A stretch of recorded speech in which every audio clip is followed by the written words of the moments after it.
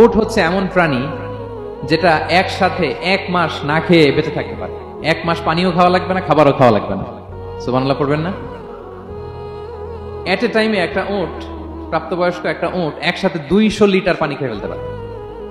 এবং উটের পেটের ভিতরে একটা স্পেশাল ওয়াটার চেম্বার আছে, ওই চেম্বারে রেখে দেয়।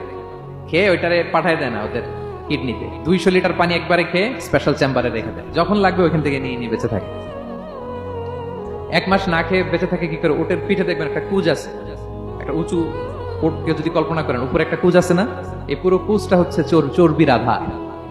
তো ওটার যখন খাবার থাকে না মরুভূমিতে, মাসের পর মাস যখন চলে, ওই চর্বি থেকে এনার্জি নিয়ে সে মরুভূমিতে চলে, সে না খেয়েও বাঁচতে পারে। আমাদের আমাদের চোখের মধ্যে যেমনি একটা পাপড়ি, এরকম এক পাপড়ি দিয়ে উটকে আল্লাহ বানায় নাই, ডবল লেয়ারের পাপড়ি দিয়েছে। কারণ মরুভূমির মধ্যে চলতে পথে লু হাওয়া থাকবে, মরুভূমির সাইমু, বালুর ঝড়, এই ঝড় মোকাবেলার জন্য, লু হাওয়া মোকাবেলার জন্য ডবল লেয়ারের চোখের পর্দা। একটা পর্দা ফেলে রাখে আর একটা খুলে সে হাঁটতে থাকে, তার কিছুই হয় না। সুবহানাল্লাহ। আমাদের 98 ডিগ্রি ফারেনহাইটের স্বাভাবিক তাপমাত্রা, তাই না?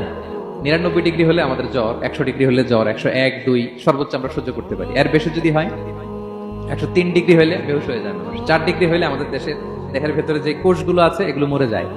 কিন্তু একটা উট মরুভূমির তাপমাত্রায় প্রতিদিন 104 ডিগ্রি 5 ডিগ্রি তাপমাত্রা সহ্য করে খুব স্বাভাবিক উট চলতে পারে, তার কিছুই হয় না।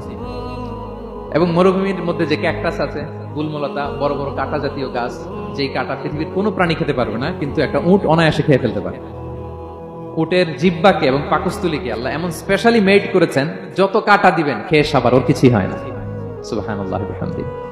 আল্লাহ বলে, আফালা ইয়ানজুরুনা ইলাল ইবিলি কাইফা খুলিকাত, ওরা কি উটের দিকে তাকায় না? আরে উটকে নিয়ে গবেষণা করলে